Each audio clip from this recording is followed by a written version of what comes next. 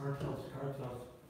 Radha Madhava Kunja Vihari Jaya Radha Madhava Kunja Vihari Jaya Radha Madhava Kunja Vihari Jaya Radha Madhava Kunja Vihari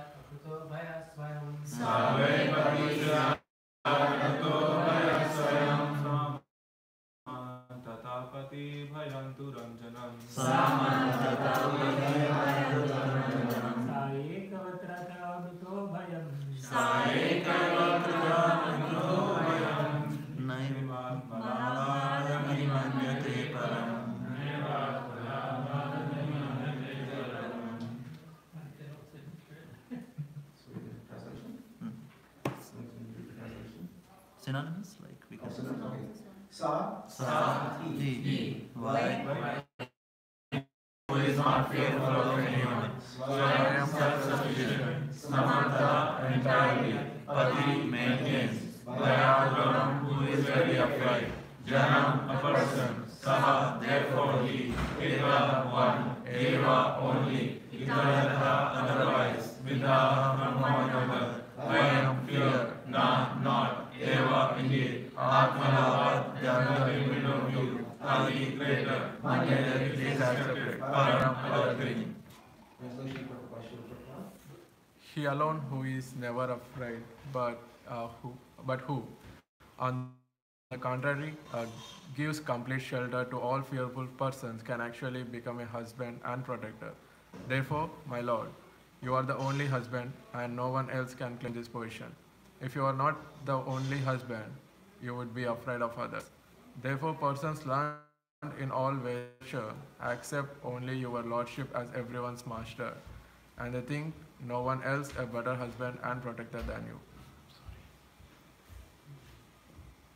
Here, the meaning of husband or guardian is clearly explained. People want to become a husband, a guardian, a governor, or a political leader without knowing the actual meaning of such superior position. There are many people all over the world, indeed throughout the universe, who claim for some time that they are husbands, political leaders, or guardians, but in due course of time, the Supreme Lord desires their removal from their posts, and their careers are immediately finished. Therefore, those who are actually learned and advanced in spiritual life do not accept any leader, husband, or maintainer other than the Supreme Personality of Godhead. Krishna personally states in Bhagavad Gita 18.66, Aham tvam sarva papebhyo mokshishami ma shucha. I shall deliver you from all sinful reactions. Krishna is not afraid of anyone. On the contrary, everyone is afraid of Krishna. Therefore, he can actually give protection to a subordinate living entity. Since so-called leaders or dictators are completely under the control of material nature, they can never give complete protection to others, although they claim this ability due to false prestige. Nate vidu swartha gatim hi Vishnu. People who do not know that real advancement in life consists of accepting the Supreme Personality of Godhead as one's master, instead of deceiving themselves and others by pretending to be all-powerful. All political leaders, husbands and guardians should spread the Krishna consciousness movement so that everyone can learn how to surrender to Krishna, the Supreme Husband. So, I'll start off with a little story, and then we'll go into the more depth of the purport. So one time, there was this priest who had come to the gates of heaven. And he had given many sermons in the church to enter the gates of heaven and not come back. So the guardians of the gates of heaven stopped him and said, oh, we checked your record, but it looks like there's some deficiency. So you have to go back and you might get another chance some other lifetime.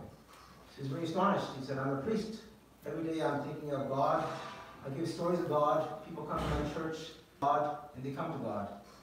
He said, no. Our records are never wrong. You have to come back some other time. He's very sad. Just as he's leaving, a taxi driver came. His name was Boring Sleepy Das. And the taxi driver was called Fast and Furious Das. So this taxi driver came, and the guardians looked at him and said, oh, please come inside. The priest said, wait a second, this is a taxi driver. I'm a priest. I should get first dibs at this. And he asked him, what's wrong with it? He said, well, Mr. Priest, or Mr. Boring and Sleepy Das, when you give class, everyone falls asleep. When people enter the taxi driver's car, he's driving so fast that they're chanting the names of God, and they get scared and they go back to God. So that's why he's doing God. So I hope this class won't put you to sleep. I'll try my best. So with your blessings, let's start with the class. So recently, last weekend, I was at the Sadhu Sangha in Dallas. It was very vibrant. Has anyone been to the Sadhu Sangha? in the past or recently? You have any Prabhu? Oh, you have the way there? Okay. Okay, you can see. Okay, wonderful. So it was Sadhu Sangha is the real wealth of our philosophy. Our whole philosophy is rooted on Sadhu Sangha. Everything you see in the Bhagavatam is basically, there's two topics. There's Krishna, his devotees, and the interrelationship between Krishna and his devotees. That's called Sadhu Sangha. And the whole Bhagavatam is based on that principle. So Sadhu Sangha is the real wealth of Krishna Prema. In the Chaitanya Charitamrita, there's an important verse in Madhya Lila, in the second part of the Chaitanya Charitamrita. It says like this, it says, Krishna Bhakti Janma Mule Haya Prema Krishna Prema. Krishna Prema Janma Tare Punar Mukhya Anga. That is that Krishna Prema, where does the Krishna Prema comes? It comes from the association of devotees. So this verse is quoted in Madhya Lila for taking notes, 2283. That the root of devotional service to Krishna is association of advanced devotees. So Prabhupada insists on the word advanced, because you want to make sure that the association is with proper devotees. Like that. So Prabhupada uses the word advanced. And when one's dormant love for Krishna awakens, association of devotees is still most essential. So the association of devotees, whether you're high class, low class, doesn't matter. The association always continues. And Prabhupada exemplified that. He's the topmost paramount, and he will always remain the topmost paramount for us. But still, he was seeking the association of devotees. That's why he formed, many reasons, but one of the reasons why he formed was this ISKCON Society of his International Consciousness, the International Society for Christian Consciousness. Now, what is the basis of Sadhu Sangha? The basis of Sadhu Sangha is Harinam, Shuddh Harinam, right? Chaitanya Mahaprabhu says that as well to Sanatana Goswami. And that reminds us of another story. So when Srila Prabhupada was known as Abhay Charan Das, he was a chemist in Prayag pharmacy. You read this in the Limrita. So in Prayag, Allahabad, he was making chemicals. And one time, his godbrothers from the Gaudiya Math came and paid him a visit in Prayag. And his senior godbrother, who was a sannyasi, asked him for a tincture. You know, Prabhupada said that I just recently made a tincture.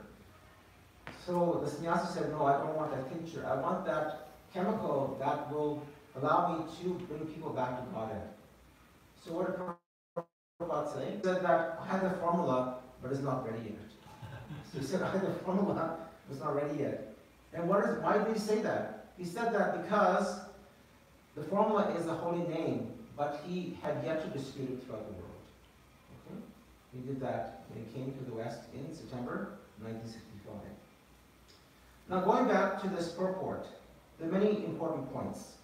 And if you read the first paragraph of the purport, the first paragraph talks about leadership. It talks about the qualities of a proper leader. And we're all one day going to become proper leaders because we have to become guru. It is said that is, according to Chaitanya Mahaprabhu, we all have to become gurus. And therefore the gurus have to imbibe the qualities of a proper leader. And one of the most important qualities of a proper leader is, anyone would like to say what is the most important quality? One of the most courageous, heroic, yes. determined, Yes. and resourceful. Yes. Yes. One thing that if the guru asks his disciples to do something, he should also be someone who implements that in his own life. Yes, yes. So those are all wonderful qualities, exactly. And the thing that Prabhupada says in this purport is that he must be above all suspicion. So if you read the purport, he must be the topmost character. Okay? That is just like on a white dhoti, a black spot, or especially a healthy dog is hard to take. And therefore, Prabhupada uses this term. It's a Latin proverb. He says that Caesar's wife has to be above all suspicion. Okay? That is, the leader and the family must be above all suspicion. There cannot be any doubt in their character. And the leader has to imbibe that quality. Because people are always ready to poke holes into a leader. They'll find any little, deficiency and they'll make it a big news. Be on the front page. So leader always has to be above all suspicion. And King Rishabdev also said that to his sons. So if you read in the 5th canto, earlier in this part, I think I have covered it perhaps, right? In the early part of the 5th canto, it talks about King Rishabdev. King Rishabdev had how many sons? 100 sons, right? So 80 of the sons became Brahmanas. 11 of those sons are Kshatriyas, and what are the other 9? Most famous? The Navagendras, yes, the Navagendras, which you read in Canto 11. So you had 100 sons in all. And the topmost son was? Bharat. Right? Rishabdev says in the 5th canto, verse 5, number 18, 5, 18, he says, Na Sayat Sayat. He says that 6 times over again. Na Sayat Sayat. He starts with Guru, Na Sa Sayat. And what is that? That one should not become these 6 things. Okay, so if you reference that verse, the 6 things that Rishabdev, who's none other than Lord Krishna personality, he says that one should not become these 6 things unless one is able to free oneself and others from the cycle of birth and death. Okay? So what are these 6 positions, these 6 posts? Number 1 is Guru. One cannot become a Guru or spiritual master unless he can deliver our people from the cycle of birth and death. 2 is to become a Swajana. Swajana means to become a relative. You cannot become a relative, and I'll explain that in a moment. 3 is you cannot become a father, Pitta. 4, not Peter bread, but Pitta. Okay, you don't become a Peter bread, do not become a Pitta, become a proper Pitta. Okay? 4, do not become Janani. Janani means one who gives birth, mother. 5 is Deva. Deva means a worshipable demigod. Okay, you cannot become a worshipable demigod like Lord Shiva, Lord Indra, Ganesh, unless you can free others from the cycle of birth and death. And the 6th one is, 6th one is Pati. So Pitta, Pati. Okay?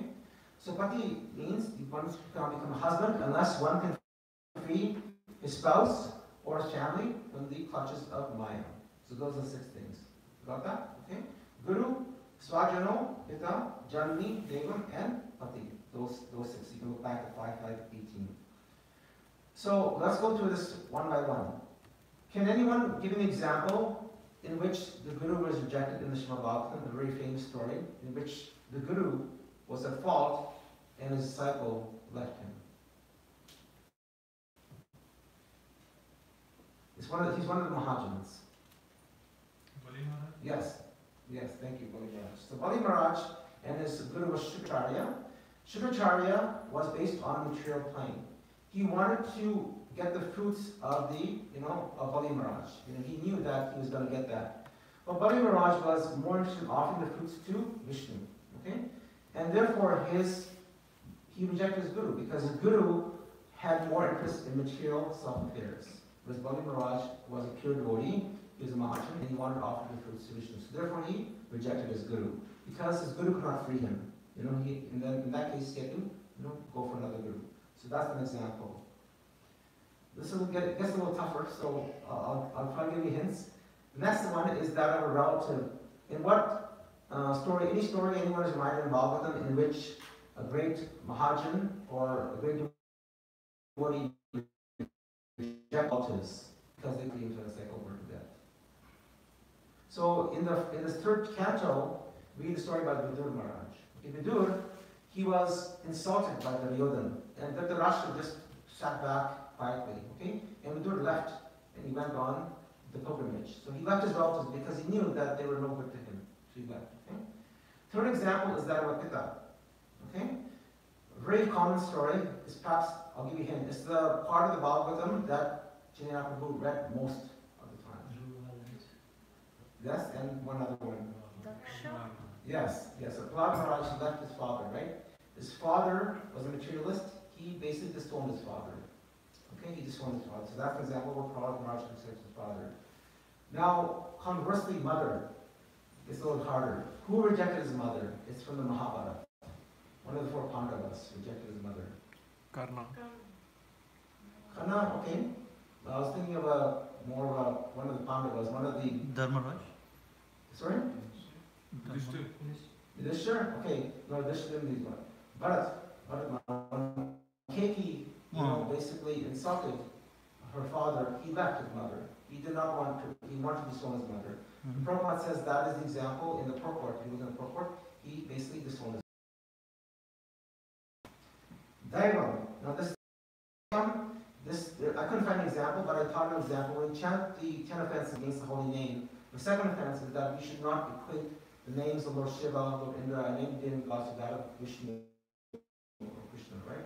So therefore, when you go to a demigod, you should not ask the demigod for any material gains. Of course you should, if they can take us to Lord Krishna, and they will. Lord Shiva is Vaishnava Yatha Shambhu. It says that he's the topmost Vaishnava when you take to Krishna, but if our intent is basically to gain material favors from them, then we will become more bound to cycle birth and death. So therefore, that's a sort of an indirect example of a worshipful demigod, how we should, worship demigods.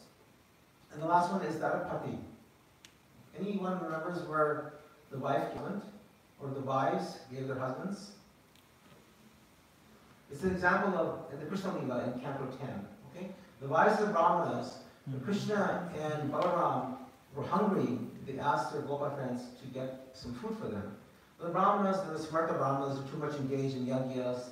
They just told the boys to go away, they're busy with yagyas. But the wives and the Brahmanas, when they heard that, they immediately stopped doing and fed their sons, Krishna, Balaram, and all the Gopas. So they basically did not follow the path of their husband. They knew what their husbands did, and they realized, no, that's not proper, and like that. So that's one people over shot there. Okay.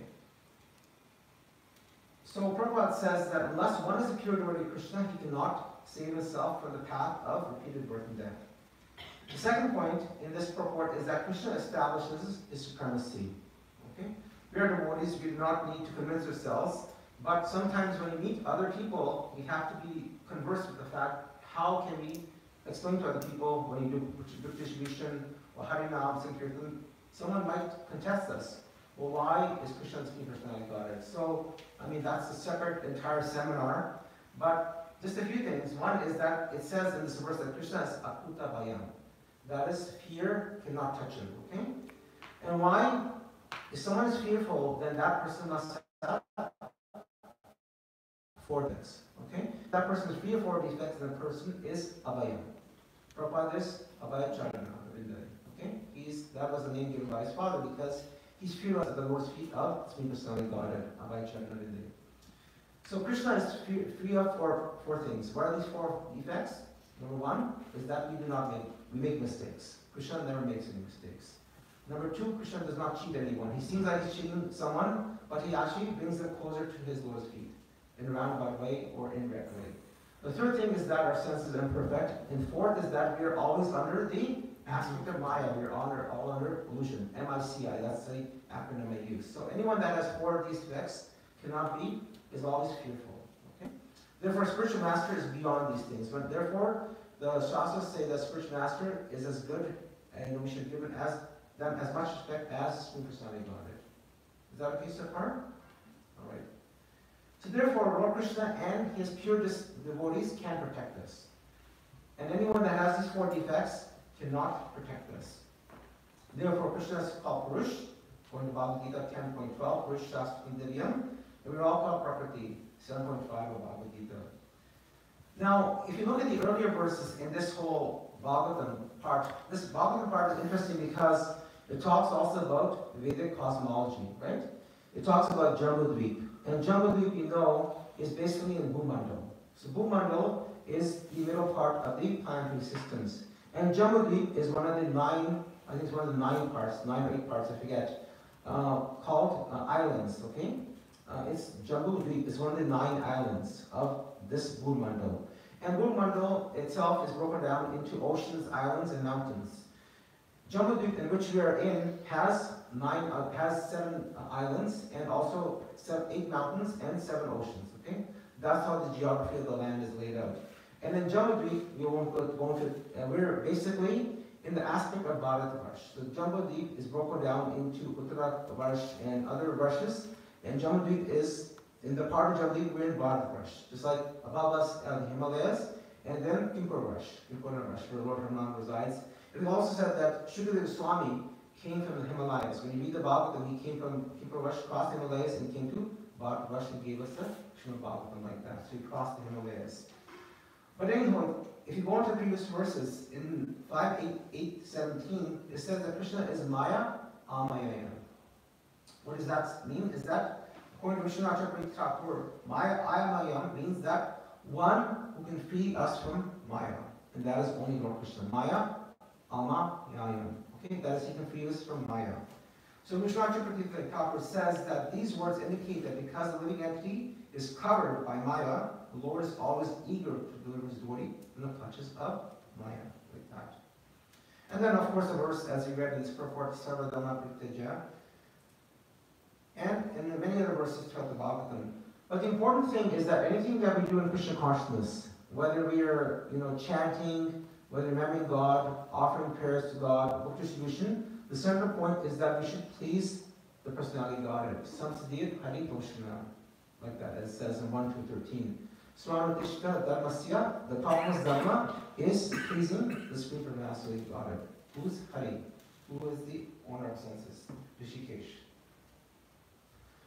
The other point is made is that it talks about who is the proper husband. Now, is anyone married here? No? No one in the guest classroom? Okay. So you can relate to me. And one day, perhaps, most people will be married. Maybe some of you may take the path of brahmachari. Right? But this is what we should all be familiar with, the aspect of marriage. And it talks about the aspect of marriage in this purport, in the second part of the purport. It talks about how one can become a proper husband. And Lakshmi Devi talks about that in previous verses in this section. Okay? So Lakshmi Devi, has her own sampradaya. So whatever she's wrong with that. Therefore she has her sampradaya, right? She has the Brahmanja sampradaya. So Lakshmi Devi says she's warning all the wives, you become gopis. Okay, she says that. If you read the purport, it is clear in 5:18-19. Indirectly, she says you become a gopi. And Prabhupada says that in his purport. He says that because the gopis were liberated, they understood this fact. Therefore, they rejected their material husbands. Right? They rejected their material husbands. Their only husband was that of Lord Krishna. If you read the Bhagavatam, it is mentioned in the 10th canto that their only husband was Krishna. And therefore, they accepted Krishna as a real husband. Krishna is a real husband, not only of the gopis, but of every living entity. So what does that mean, my dear devotees? That when we enter married life, we have to understand that while we may be the husband of our spouse, and our spouse may be our wife, and so forth, Krishna should always be in the center of that relationship. Otherwise, that relationship, there's a chance that relationship can break. When you take Krishna out of the equation, then it becomes very material. It can become a material relationship, more on the body of a body relationship. So we have to be careful. And therefore, as it explains that in this verse, how to become a proper husband and a proper wife. We have to understand that Krishna is, he says, Lord Chaitanya says, Ekala Ishwar Krishna Ara Samabhritya. He said that in Adi Lila, chapter 5. That is, we are all servants of the Supreme Personality of Godhead. And the fact that when we enter a relationship in marriage, we come with our baggage of karma. Okay? When you come with a baggage of karma, that karma gets in the relationships between the husband and wife. It says, karma dena deva nitrena, in the third canto of Bhagavatam. When Devahuti in the conversation of Krishna, that famous verse comes up. What does it mean is that any woman, Prabhupada says, any woman who seeks a material husband for protection, or any man who desires to become the husband or woman, is under illusion. To become a husband means to maintain a wife and children nicely by supplying wealth and security. However, a material husband cannot possibly do this. Therefore, if one proudly thinks he can protect his wife, he's under illusion. Krishna is the only husband, and therefore the relationship between a husband and wife in this material world cannot be absolute.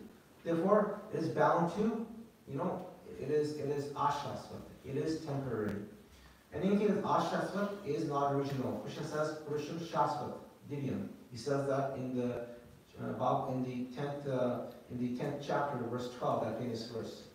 What does it mean? Shasvat means everything, something that's eternal. So therefore, when we enter a relationship with our spouse, we have to understand that our duty is to take that person back to God, not to engage in some frivolous activities like that. That's the proper aspect of marriage, proper married life, according to the Grihastha-ashram.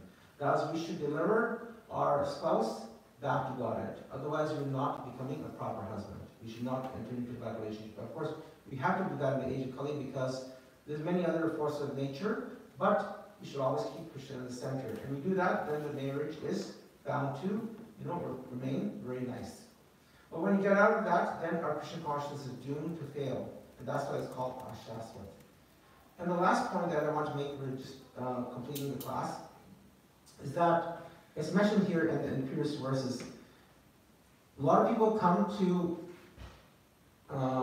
the demigods for material gain. Okay? So sometimes we see that outside of Krishna consciousness, when people come and have a lot of material wealth, we should understand that that material wealth, it's improperly said, that does not come from Lakshmi. Okay? So, maybe a bit of a surprise, but that wealth, people, does not come from Lakshmi. Does anyone know where that wealth comes from? Which demigod gives them that wealth? If someone has a big house, 3 jobs, he's a crorepati, who gives him that? Kuera? No. Kuera doesn't give him. It's one of the Matajis. Just Durga. So Durga gives that, okay? Because Durga's job is to keep us in this material world, right? That's why she has a Trishul, right? And what does that Trishul represent? What does the 3-pronged Trishul represent? Yes, that's the 3 kleshas, right? Adideva, Adibhotika, Adi Atmaka, right? So she keeps us, the miseries of the mind, body, and other living entities. She keeps us, in bed. That's her job, is to keep us in this world. So therefore, the Brahma Samhita, it says that Durga is the Shakti that keeps us in this material world. Therefore, Lakshmi, we should go beyond Durga and pray to Lakshmi Ji, because she has a Sampradaya. And of course, we have Brahmaji and the Gaudi Mother Sampradaya. But just an important point, because it does come up in this part of the Bhagavatam, is that any material wealth that comes from Lakshmi, she knows that you will utilize it for serving her pati, her husband. Is that okay? Yeah? Okay. So that's the end of class. Shri Prabhupada ki jai. So we'll take some questions for the next 10 minutes. Yes, Prabhu. So just now, you mentioned, so we should take the shuttle off, but especially for the love of Krishna. So I don't know if it's right or not, but is it okay if we obviously we usually worship Krishna, but there are some festivals like Navaratris and we worship Goddess Durga. Please don't engage us in material service, material things, and engage us in the service of Lord, something like that. Yeah, so that's right. So we don't typically, as we all know, we don't typically follow the Navarat. We respect it. We don't follow because we have something higher in Krishna consciousness, and that is other festivals. But yes, we respect that. And in doing the time of Navarat as devotees, it is good that we, do some tapasya, because these, the devtas, they are meant to serve Supreme Personality God, these Supreme Personality God. So you can ask, Durga Mata to please engage me in freeing myself in this material world. Please help me to extricate myself in the material world. Why? Because she is Lord Shiva's Patni. She is the consort of Lord Shiva. And Lord Shiva, when we pray to Lord Shiva to take Lord Krishna, then Durga and Shiva will help us along too. Yes, so that's okay. We can observe them and pray to them at that time. Yeah. Also, you were mentioning about Jambudvipa. So, just out of curiosity, this question came we see. I mean, most of the incarnation, actually all of the incarnation. I don't know if there is any outside, but most of them are in Jambudvipa, in India and Bharatvarsha. They would be not outside, here in Canada or somewhere. Why is that? Actually, if you read the part of the Bhagavatam, the previous verses, the whole 18th chapter, there's descent of the personality Godhead in all the dweeps, right? In all the parts of Jambudvip. But yes, that's true. Now, of course, that's because we see that. Of course, it is Krishna said that whenever and wherever. Okay, so that word wherever means that he's not restricted to Bharatvarsha. But of course he comes in more often, but Yada Dharmasya, that is wherever there's a divine vision, he will be present there. We don't know that he hasn't come to Canada, it's just that it's not been mentioned here. Krishna can come in any part of the world, right? And we know that Yudhishthira Maharaj, when he was the emperor, he was basically emperor of the entire world at that time. We may not have record of that, but maybe the Lord has descended in Estonia, maybe Canada, but yes, he has come in Bharatvarsha because the fact that there in Bharatvarsha is because that is the center and the root of all these scriptures, and therefore Lord Krishna comes to maintain that. But it's not restricted from coming anywhere else. He's free to do whatever he wants to. He's Swara. He's independent. Is that okay? Thank you so much. Yes, but I don't have a reference of him coming to Canada. But if he does, let us know. Of course, there are many devotees in Canada. If you think about it, God does not have to come. Devotees sometimes the Lord sends devotees, right? The Statue of Liberty has been there, but when Prabhupada came to America, he came and he was the one that actually brought the Statue of Liberty. If you think about it, he's the one that liberated us, not the Statue of Liberty. The Statue of Liberty will still stand there, it's like a ghost in a stone, but they're actually the devotees that free us. Okay. Any other comments or corrections? I'll take corrections. Prabhu, I have this question earlier too. Krishna is the Param Purush, or Krishna is the only Purush, you said, and we are Prakriti. We are coming out from Krishna, we are the Spartan persons. We should be Purush too. Like, maybe the soul inside the heart, we should be Purush too, or it's Prakriti. Yes. So that's a good point. We are part and parcel of Supreme Personality Godhead. However, when we come into this material world, we imbibe the aspect of Prakriti. And that's mentioned in 7.4, 7.5 of the Bhagavad Gita. Yes, we are Purush, but when we take on under the aspect of material energy, we come under the aspect of material energy. And therefore, we're Prakriti. That's one aspect. The second point is that we should be Prakriti because the other meaning of Prakriti is that we are meant to serve the only Purush. So Krishna is the only Purush, we are Prakriti. That's another secondary point as well. So when we serve the original Purush, then our aspect of Purush, because when we come into the material world, that aspect of Purush becomes contaminated by Ankar. Okay? It becomes contaminated by Ankar. When you become contaminated by Ankar, then when someone is calling you Prabhu, Guru, like that, then there's a risk that aspect of Purush becomes contaminated, and therefore we can, there's a risk of falling. So therefore, Rupa Goswami says that we are Prakriti, and the Supreme Personality is always Purush.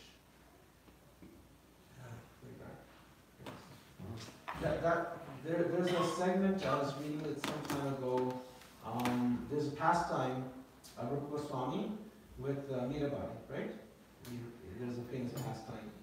But we don't quote that pastime because there actually isn't any evidence in the scriptures that happened. So when Mirabai came to Vrindavan, the Goswamis did not meet her. But that's besides the point. They're busy in their bhajan. But the caste brahmanas, some people, as I said in the beginning of class, in any character of a saga, people try to find holes. And of course, there can be no holes in the Sat Goswamis. It's just not possible. Otherwise, we're committing offenses. So when people say that when she came to Vrindavan, she did not get audience of the Sat Goswamis, and Rupa Goswami in particular, the story that so-called said that she asked for a meeting with Rupa Goswami, and he turned it down, the offer down, and again, there's no actual credence to that. But people say that she then told him that we are all Prakriti. He said that if you're Prakriti, then it's not a question of man or woman, because she's in the female body, he's in the male body, therefore you don't want to meet her.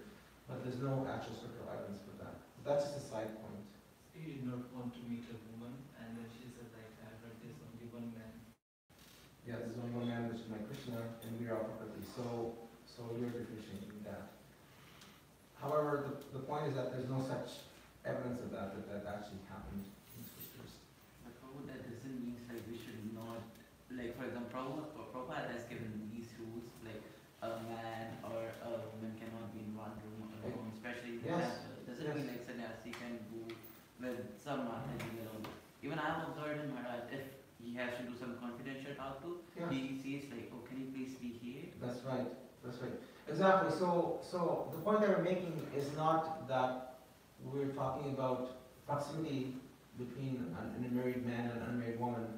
The point is that, there's 2 points. That is correct. That is, a man should never be in a room with 3 people, except his wife, even his mother, his sister, or daughter cannot be in the same room.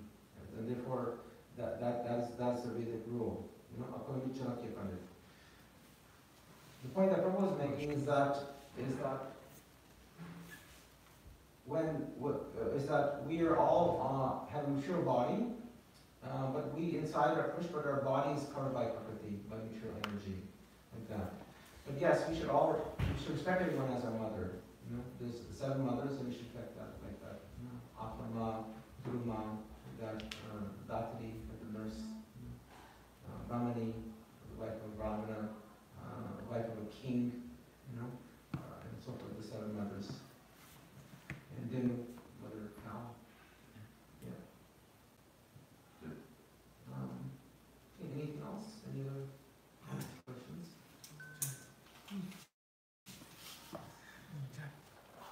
All is no problem. Give me support and thank you to all of you. Thanks. Hare Krishna. Shri Krishna.